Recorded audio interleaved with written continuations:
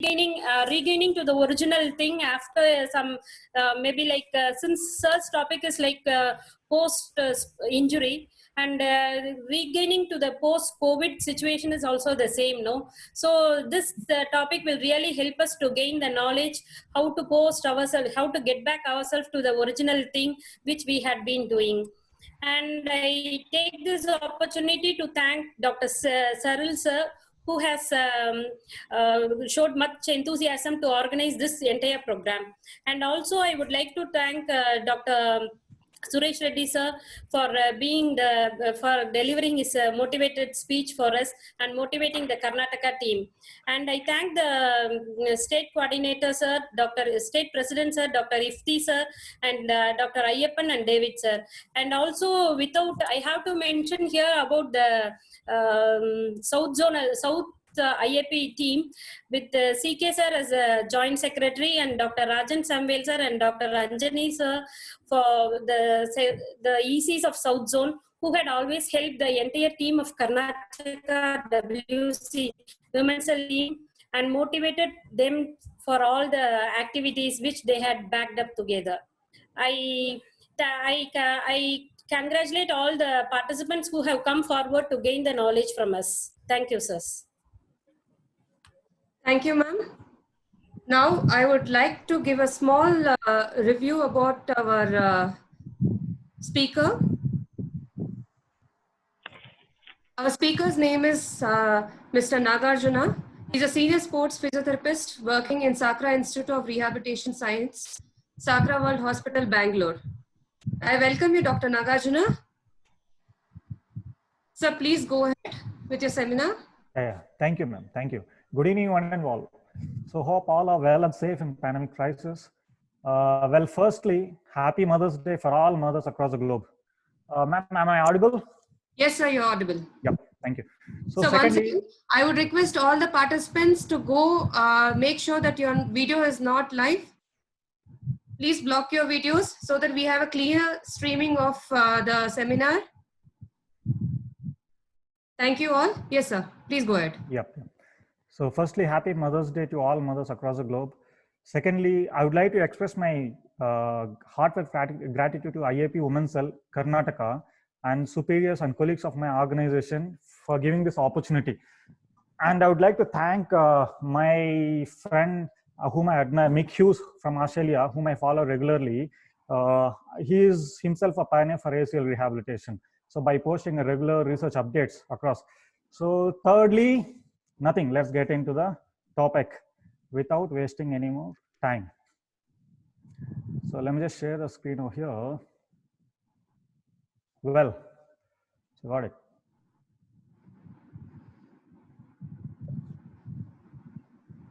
Well, guys, so here the topic. So the reason why I have choose this topic today is for two groups majorly. One is for students and one is for the clinicians.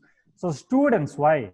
Is mostly, we usually read a lot of protocols from n number of books, about the protocols, but we never read about the criteria for the phase-wise progression and for the RTS as well. So even if so, it's very limited. So that's why I taken a chance. That is for the students. One more is for the clinicians. Even for the clinicians, being a clinicians, we usually tend to discontinue the patients probably by 3 months or 4 months or max like that. So because it has got so many factors behind it. So first is probably economical factors from the patient side. Second is logistic purpose. Third is they might relocate from one place to another place. Or fourth is we need to have a very good sports setup, sports rehab setup. There are a lot of factors behind it. So what happens maximum first 2-3 phases, we treat the patient later, we tend to leave it off, right? So in this scenario, what happens? Being a clinician, what are we losing? So we are losing the practical experience. So all of a sudden, one fine day, if you have a patient who would like to be so committed and go through the RTS comprehensive rehabilitation, so that time you might be getting a confusion that what are we supposed to go through as a phase-wise progression? So as the days progresses, so what are we, consider as a criteria to go for the next phase from one phase, right? So that is the reason why I have chosen this topic, just to speak across. Well, so let's get in. ACL injury is one of the most common in sports. I don't think anyone deny this statement, isn't it? Well, so next, so mechanism of injury. So let me just take you through a small, very mild basic slides, one or two. So later let's get into the main topic, right? So mechanism of injury. So often involves a rapid change in direction, sudden stop, landing here, take a sharp turns over here. Those kind of a gains makes ACL injury to happen more. Well, so as the image also shows that usually what happens mechanism biomechanically, as far as the kinetics and kinematics is concerned, the femoral external rotation over the tibia, especially in the CKC movements, would cause the ACL. That is what we've been reading and we've been thinking about it and we've been talking since quite a long, isn't it? Well, so predominance. Female athletes are 2 to 8 times more likely to injure their ACL, it seems. Female athletes. All women out there, please don't take it too personal because it's not my statement. It has been given by this NCAA, so National Collegiate Athletic Association. So they finalized that rate of injury per 1,000 as follows. In basketball, you can see as the graph shows, you can see that the women are 3 times more prone to get an ACL than men. How about football? Here also almost same, double than that, right? So you can just have a look about the below given reference later if you want to have much more idea about it. Well, so what makes the woman to get more prone to get ACL tests? Most of you know that the biomechanical factors and the hormonal changes, those things and all. But still, let's talk about it very briefly. So neuromuscular and biomechanical factors. Wider pelvis lead to the increased Q angle. So see, all of us are masters over here. So we have mastered it since quite a long. What is Q angle? So what does the wider pelvis make Q angle to be increased? So these all things everything very clearly, right? So I just don't want to go much more deeper due to the time restriction over here. So I just want you to drop down your answers on your chart box. What is meant by Q angle? Please go ahead. Next is what? So smaller width of femoral notch. You also know that due to the thicker condyles and makes the femoral notch to be very closer. So that could also one of the biomechanical factors. So that's what we've been thinking. So increased female hamstring flexibility. Don't you think so? Don't you think so? Because you may have seen already across your practice, you may have already seen so many females who had come with a genu recurvatum. What does it mean by genu recurvatum? Hyperextension of the knee, where you can see the hamstring flexibility is more, right? Next thing is the imbalanced hamstrings to quadriceps strength, leading to difference in landing patterns. So here, for this particular topic, let me take you through in the coming slide. In the next point, which is going to come in the next slide. Okay, in the same slide later. So I'll take you about it. Later, the next is nutritional differences. Higher frequency of food restriction. That's what they say. So probably females are more into the dieting and all. Again, not me. This study says that. Okay, that leads to the decreased calcium intake. Yep. So next is hormonal changes. So usually, immediately after the menstruation, in the ovulation phase, the ligament is found to be more laxed because relaxed hormone is secreted more, as it is being dependent a lot on the estrogen hormone. Those are the reasons. These are also one of the reasons. Well, so apart from all these above mentioned factors, is there any other factor that we can think of? Yes, we do. That is called dominance theories. So what are those dominant theories? Let me take you through this. Ligament dominance. Ligament dominance is what? So studies found that females are not having that much muscle tone especially when they do a hyperdynamic activities like a jumping and landing, those kind of things, and when you turn in a transverse plane movements and all. So that time females doesn't have that much tone in their muscle as much as men. So what happens when they land down after jumping up? So due to the inability of taking an absorption, a load absorption, they just leave it off to the ligament. So muscles are not strong enough to take up the burden. So that burden will straight away go to the ligament, right? That is the reason why they're more prone to get it. That's what the study says. So the ligament dominance. Next is quadriceps dominance. So this is what I was talking about in the fourth point of biomechanical factors, right? What is quadriceps dominant?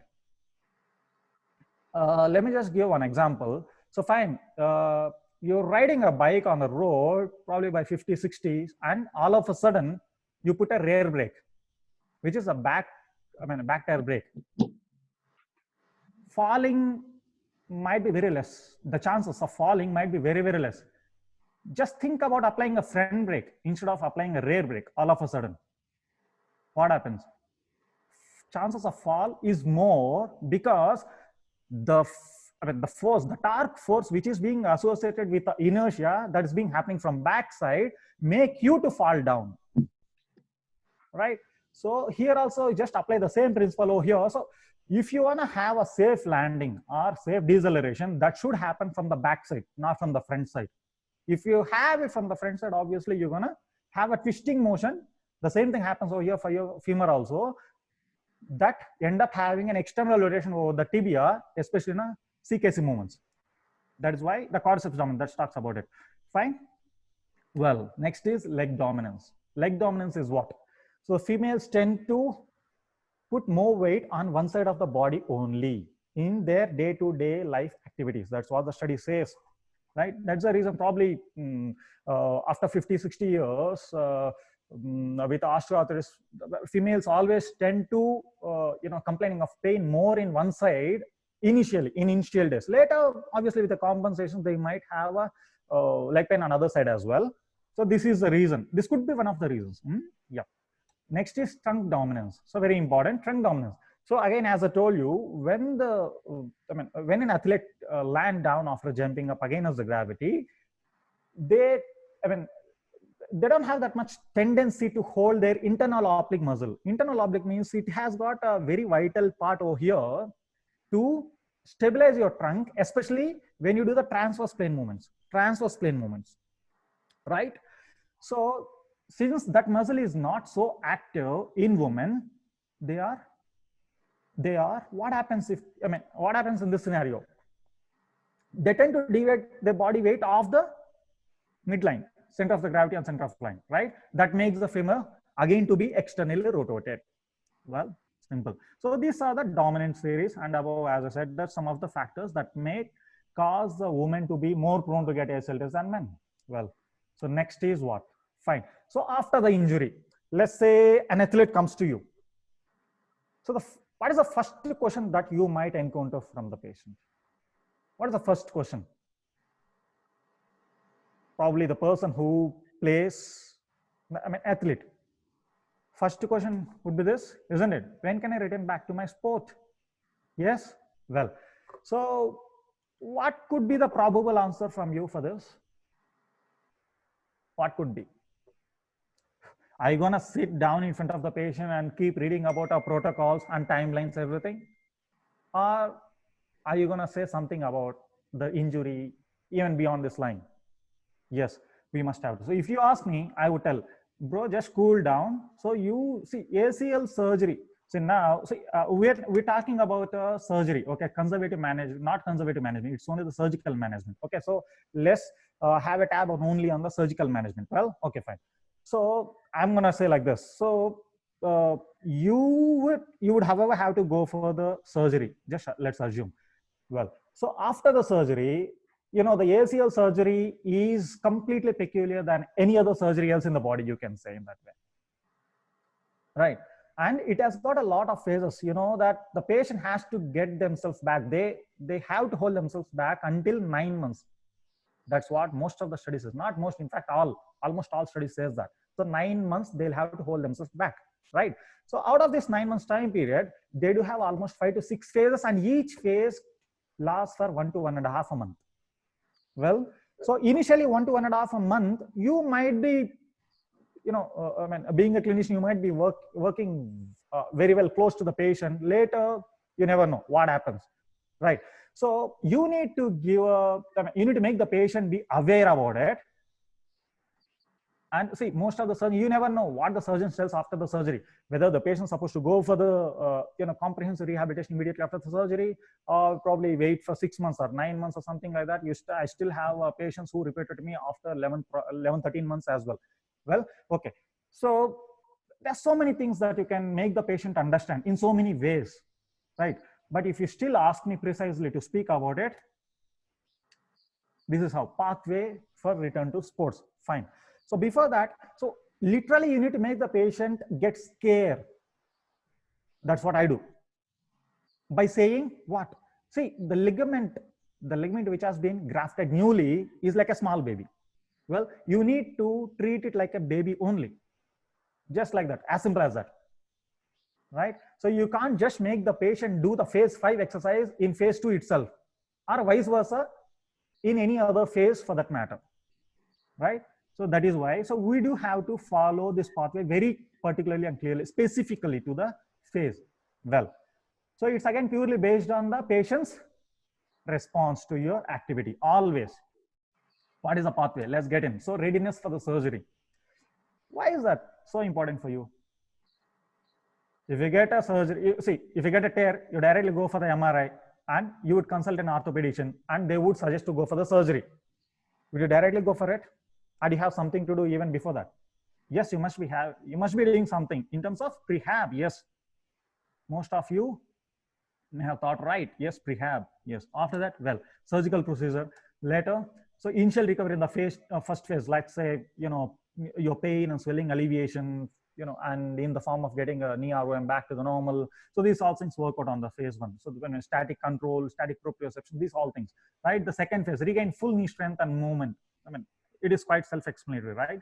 Well, next, the third phase is running and jumping exercises, where you do all agility activities and plyometric exercises, isn't it? Later, the fourth phase, explosive drills, the much more progressive way.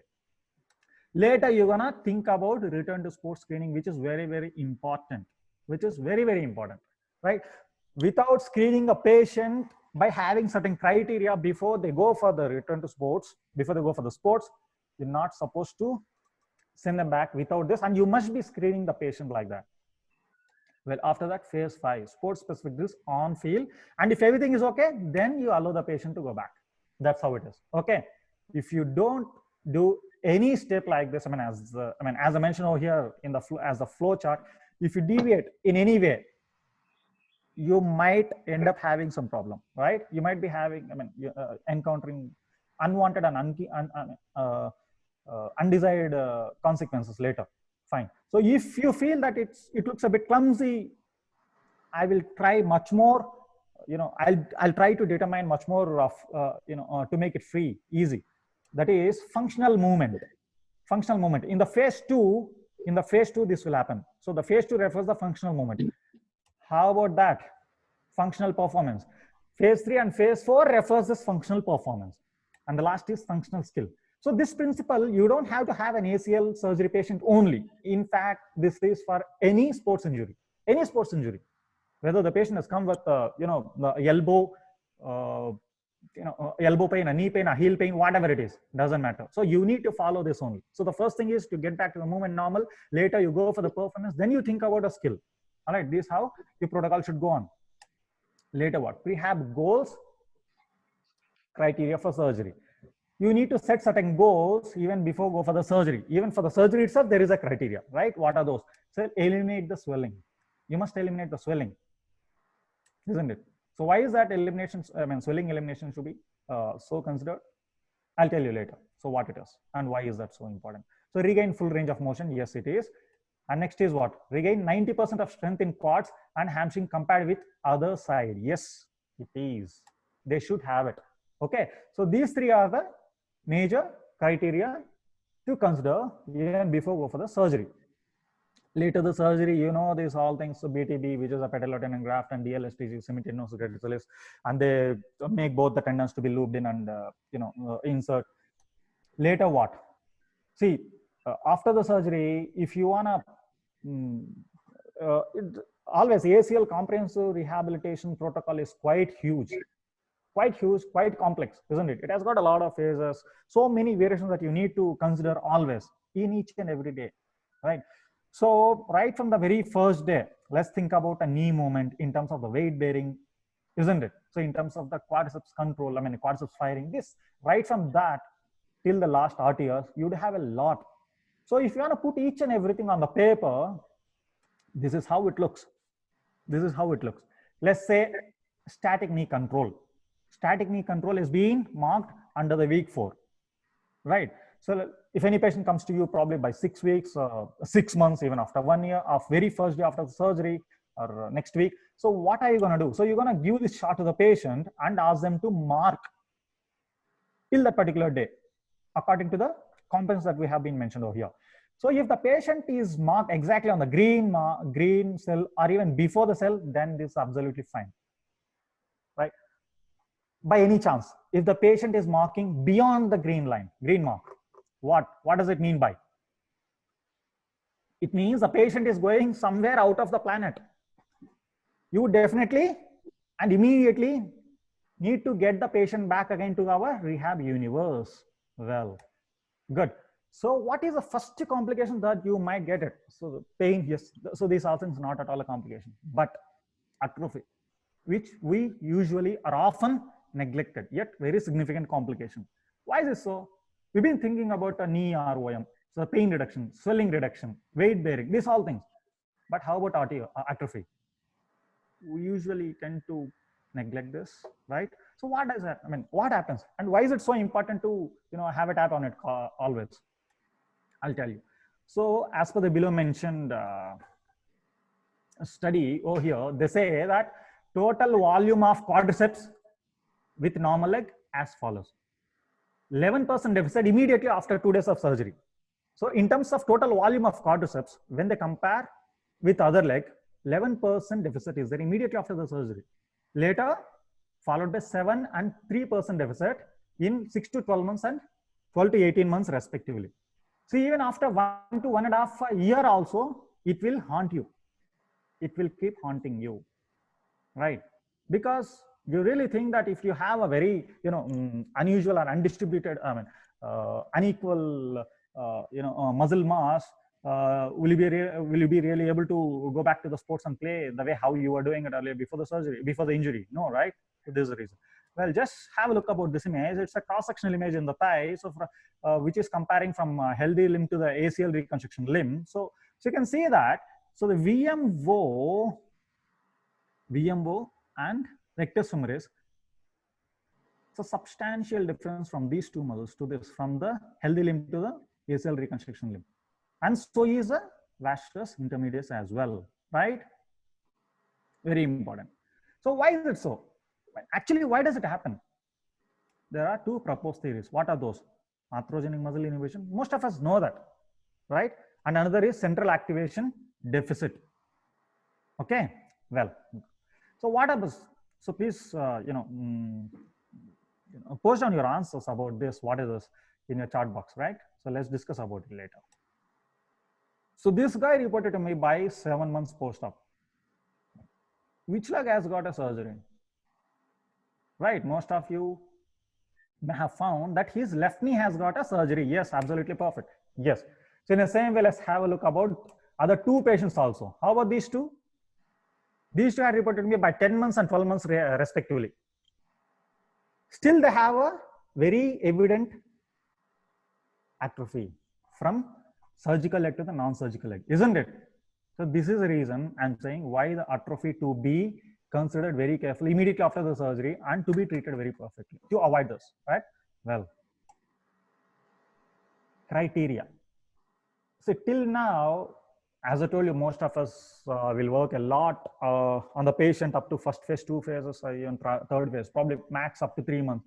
Later to discontinue, there are so many factors as I discussed earlier. Now let's think about return to running. So usually ideal timeline for return back to the running after the ACL surgery is by 12 weeks, which is about 3 months, right? Some of the studies say that it can be by 8 weeks, or even go up to 16 weeks as well. So based on the patient's response, right?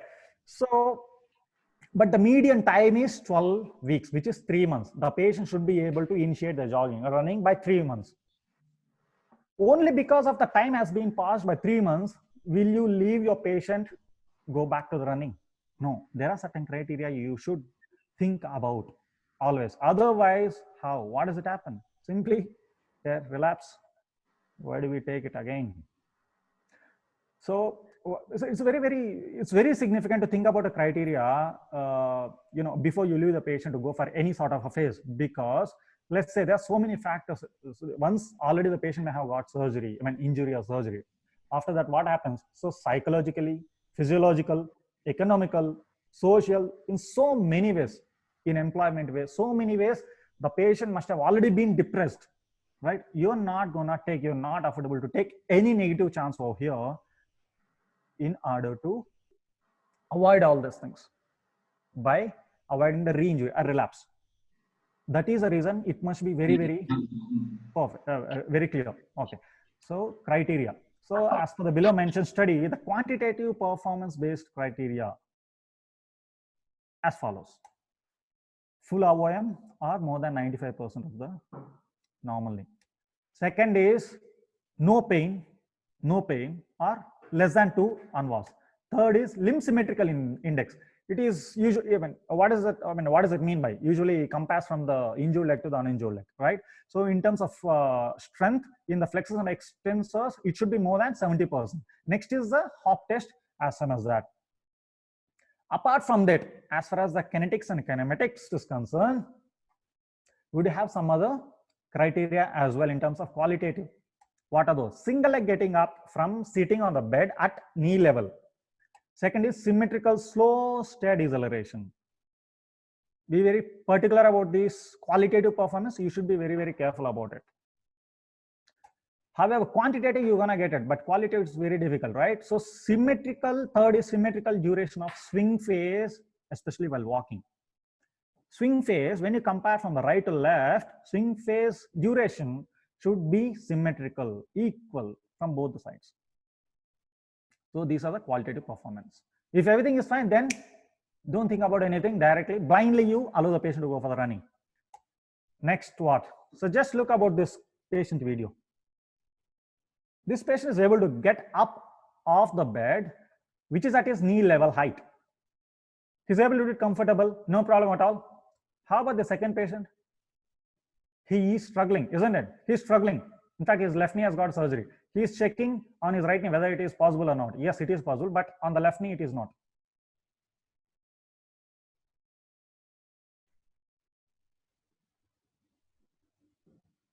What happens?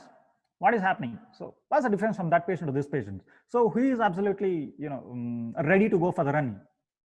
Yes, as you rightly think, so the first patient is absolutely ready to go for the running. So he is exhibiting this performance by 3 months post-op. Whereas the second patient, surprisingly, you don't believe, this patient had reported to me by 11 months post-op, and this was the report of him. He was not able to get up off the bed, which is at knee level, even after 11 months. In fact, he was not aware about the, ACL comprehensive rehabilitation, these things and all. He was not aware. He was not told by anyone, neither surgeon or any other clinician. This is the reason why we need to consider each and every criteria very particularly to go for the next progression in terms of the phase. Well, usual complaints after running initiation. What are the complaints that you usually get? Early fatigue, gross knee pain, swelling. So these all things, you know that, right? So you would obviously use a lot of our physiotherapy modalities, which are conventional. You do it. Apart from that, is any other thing that we can think about?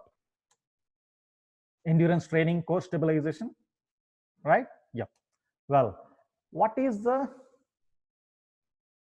phase? What are the criteria to think about, to consider agilities? Agility. Yes. What is agility? The ability to move from one direction to the another direction very fastly and with a lot of ease. That is called agility, right? So what are the criteria that we need to consider? First thing is the deceleration ability. Deceleration is what? You need to stop yourself from one direction to change from one direction to another, right? We are not, the birds or any jet flights to take a turn all of a sudden in the air just like that. U-turn. You can't do it. So you need to stop yourself first to take another turn towards other direction. Means deceleration. You're stopping yourself. So that ability you need to get first to start agilities. Well, apart from this, is there anything? Dynamic knee control. What is dynamic knee control? You'll get to know if you see this video. You're gonna tell me what is the problem in this video. I'm sorry that I'm taking this same patient. I feel so sorry for this patient, but I had no option. So just have a look about this patient.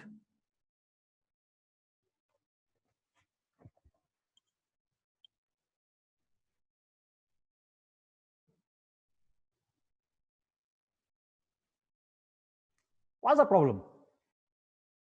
What's the problem? So usually when you do the lunges, so dynamic knee control, probably let's take it as a, let's take the, a very low level, very nominal activity, which is lunges. So when do you say that the lunges is very proper? When can you say that the lunge is proper that the patient is doing? First is the knee should not go, the front knee, the front leg which is there, that the knee should not go beyond its toe line. So let's have an imaginary line right in front of the toe, and the knee should not pass the line. That is one thing. And the usual second thing is our trunk. Our trunk should be perpendicular to the floor. In other words, that should be parallel to the long axis of the thigh, which is there behind, right? So what is happening in this scenario? See, he has got a left knee surgery. But he's keeping, in this image, he's keeping his right leg behind first. So he is able to maintain. In fact, he is leaning a bit forward, probably with the compensations, not as close as the perpendicular line. This is non-surgical side. Let's think about surgical one. What is this? Now he has put a left knee behind. Only because he doesn't have that much dynamic knee control, he is not able to take up the burden on the left knee. Due to which, what is happening? A lot of compensations. By deviating, by leaning his trunk forward a lot. It's almost 40 degrees, isn't it? First is only for 10 to 15 degrees. Right? This is the reason. This is called dynamic knee control. You need to have these two. One is deceleration ability. Second thing is dynamic knee control to start agility phase. Well, usual complaints after the agility initiation, as you know very well, that patellofemoral pain, groin, hamstring strain, management, eccentric training. See, you must be using a lot of conventional modalities. Yes, you do it. Symptomatic treatment, you do it. Apart from is anything that we think about is eccentric training, dynamic taping, where if any tendon is giving up, in terms of the pain or something like that, that time you need to unload it with a proper principle. Well, later think about a plyometric phase. I think we are running short of time. Okay, fine. The criteria to start plyometric phase. Why is it so? See, this is really significant. Okay, so please let me tell you one example. See, the patient, as long as the patient has got a lot of muscle power, they can jump up against the gravity as long as they can, as high as they can. But it's all about the way how they land, and the landing should always be very safer. If you can't land safer, ligament relapse, right? Be very, very careful. So you need to have this kind of ability a lot in basketball players, football players, when they do headers, especially volleyball players, probably when they spike the ball up by jumping. So these kind of things, right? So you need to work out a lot on the criteria to consider just before starting a plyometric phase. What are those? So LSI on single leg hop test, limb symmetrical index on single leg hop test. That is first, as per the below mentioned study. Next is explosive ability of multiplanar agilities. Agility is not only towards one way, in different ways, in fact, but it should be very explosive, probably with a weight addition, progression. So these all things. Then the third is single leg landing from at least 6-inch step.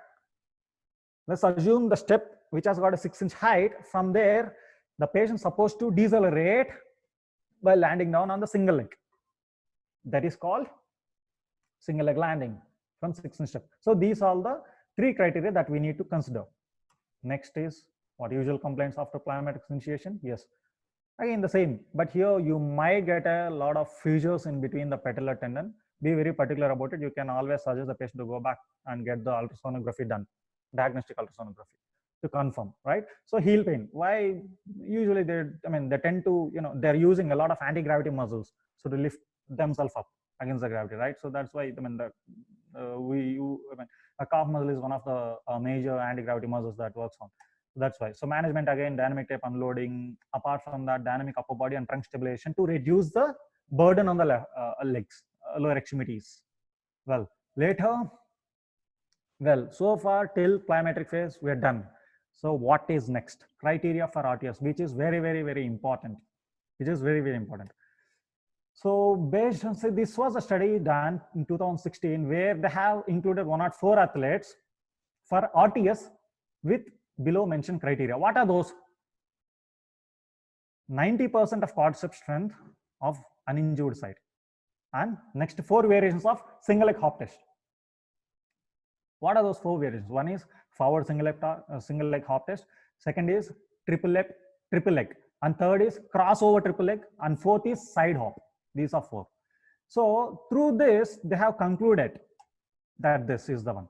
So result in percentage of re-injury. Out of these 104 athletes, almost close to 40% people had got re-injured. Those who went back to the sports without meeting the criteria. The next is those who met the criteria, they got re-injured. That is only up to 5%. Next is what? So RTS before 9 months, that is also as same as the first graph, first bar, which is close to 40%. Next is RTS after 9 months, which is close to 20%. And later, the last bar, you can see these guys. So out of 104, there were 4 people who had gone back to the sports even before 5 months, and subsequently all 5 got relapsed. Well, similarly, other study. Here, they have taken 158 athletes. But in addition, with above set criteria, one more they have added is agility agility test. They have come up with this conclusion that results in percentage of re-injury. So RTS without meeting a criteria, these also as much as 35%, close to that. Injured other ACL, 7%.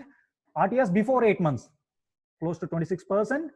RTS after 9 months, even though they met all the criteria and waited until 9 months, 10%. Right. So based on these 2 above said studies, what is the conclusion and the implication that we can take out of it? Is first thing is you need to meet all the criteria that I'm going to talk now. Second thing is you need to wait until 9 months to complete. 2 points, very clear. So if you follow all these things, almost 51% of reduction in terms of the re-injury. That's what they found from these studies. Next is what? Objective criteria. Overall criteria, let's have a look about overall criteria now. Post-exam objective, we would have 2 different sort of criteria. One is objective, second is subjective criteria. What is that?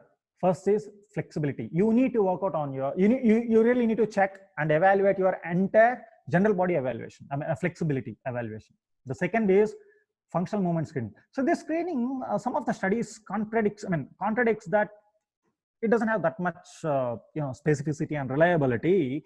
But why do I recommend you to include this as well? Is so whatever the sport you take it is completely unpredictable. You're gonna use the entire body down unless if you just do the indoor games like chess or caroms, you don't need to. But whichever the outdoor activity that you play, obviously you need to include each and every body segment to execute the work in that particular specific game. So this FMS do screen the entire body right from your head till toe in terms of any asymmetries or any abnormal functional movement patterns.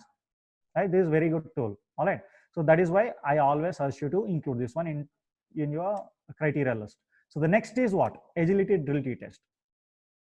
All you need to have is a 10-meter horizontal, 10 yards horizontal, 10 yards longitudinal. So the way how it is shown in the picture, so that's how we need to execute it. Okay, and very, very important. So, and the next is muscle power. We do have always, as usual, we do have a very good, wonderful tools in terms of standing and vertical jump test to assess the muscle power. And the next is very important thing, dynamic balance and ligament integrity, which is a Y balance test. This is a modified SCBT, star excursion balance test, right? So where you need to reach out for 8 different directions. Where here you will have to reach out only for 3 directions, which is anterior reach, posterior medial, and posterolateral reaches.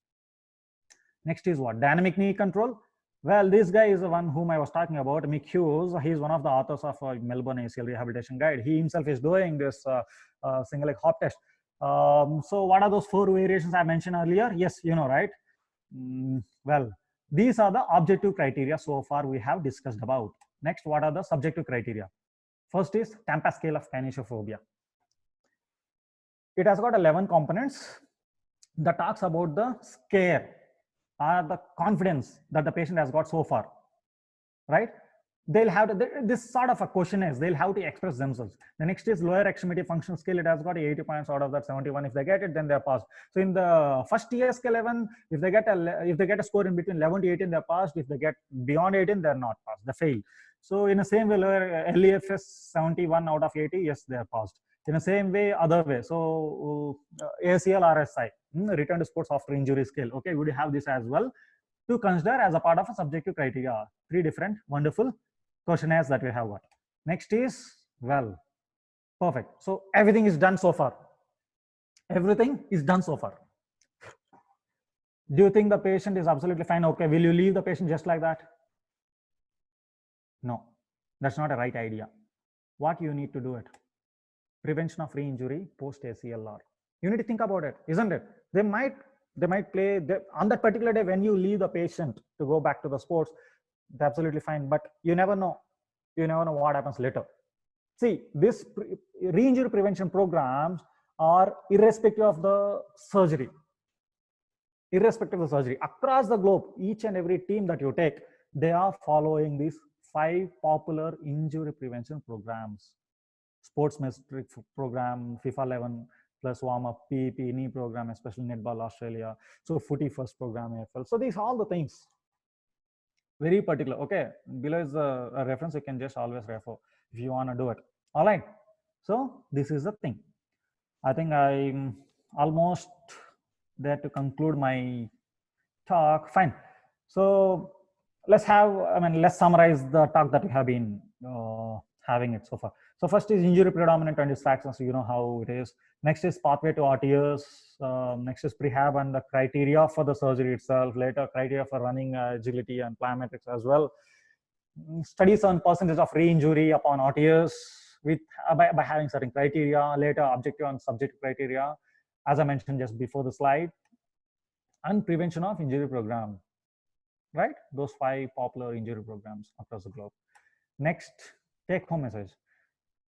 What have you got through this? Rehab for the surgery, is it necessary or not? Question yourself. Second, start ACLR specific rehabilitation immediately after the surgery. Be very, very careful whenever you see the patient immediately after the surgery. I mean, a POD1 or POD2 in the hospital setup itself, you make the patient aware about the significance of the ACL comprehensive rehabilitation system. Progress to the next phase with specific criteria. I think must have got some idea about it so far. Next is what? Take the patient through RTS till the end. Till the end. Have a track. Last one is have a track on injury prevention by making the patient to follow prevention of injury programs. Done. All right. So before I conclude my talk, I just would like to show a small video about a hospital, the way how we practice over here.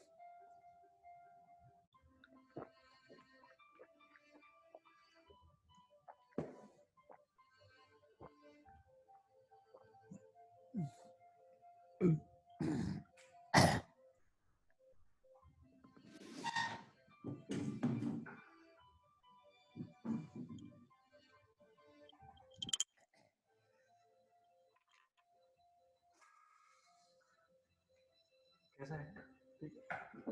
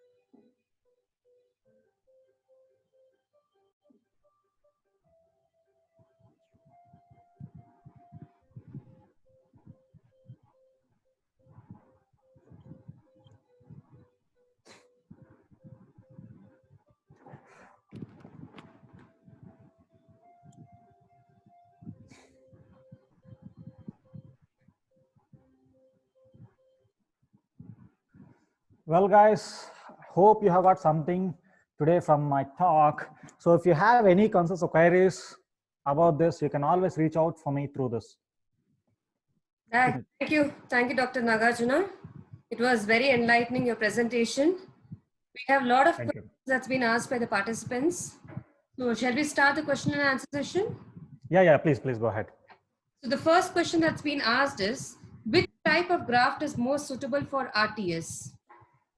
Which type of a graft is it? Well, so here, usually this call would be taken by the surgeon based on the, athlete's needs. But as far as the return to sports is concerned, most of the studies says that earlier in the previous study says that the BTB is stronger.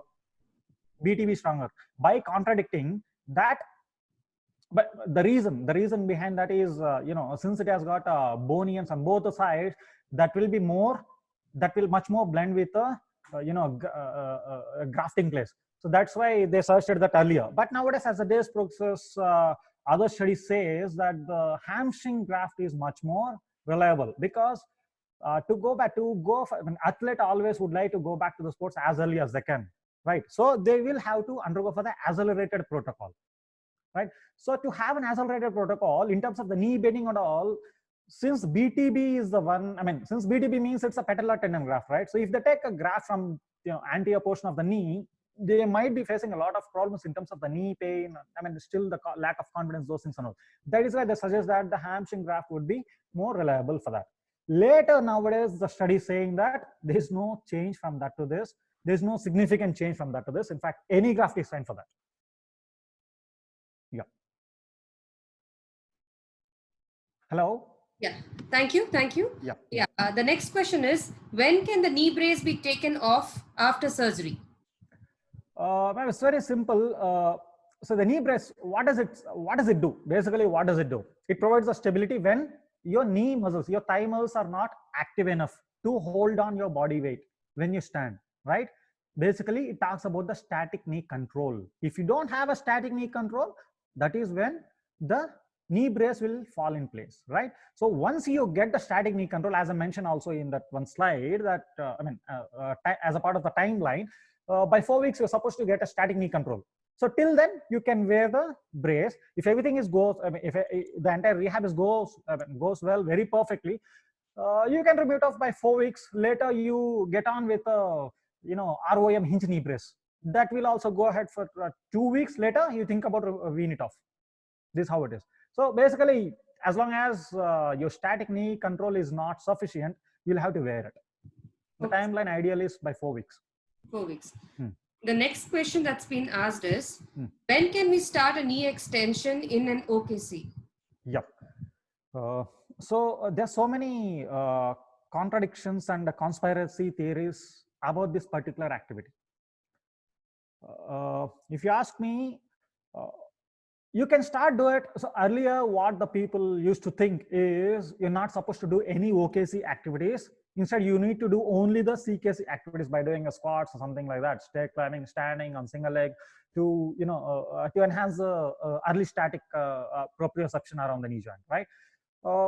But as the days progresses, other studies also saying that you don't have to hold yourself on to start the OKC. In fact, you can start doing it, but hold on. So let's say OKC movements. Knee extension is what? In a OKC movement, you sit at the bedside edge and lift the leg up, right? It's a knee extension.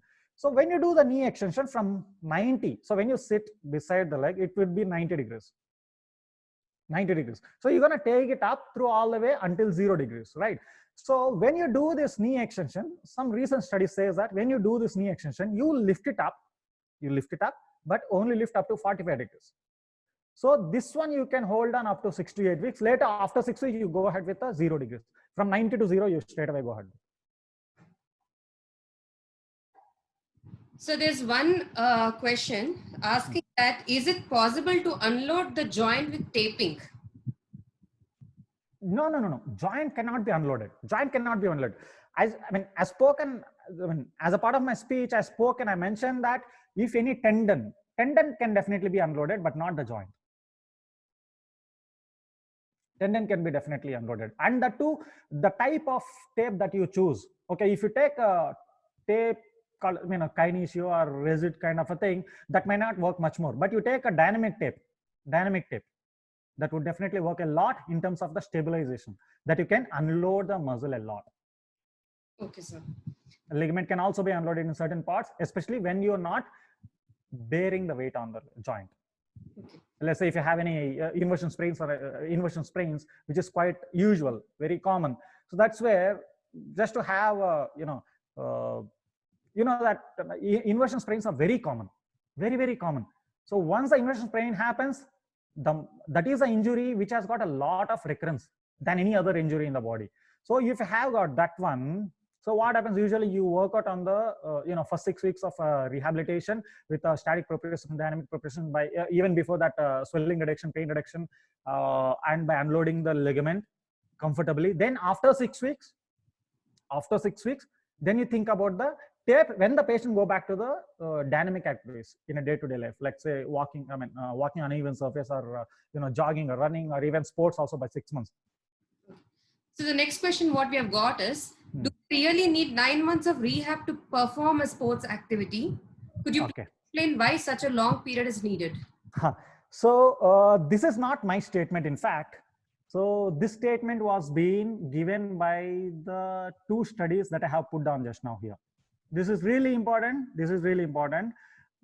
In fact, based on my experience that I come across these many days, most of my patients, so even recently also, one patient had reported to me by 5 months.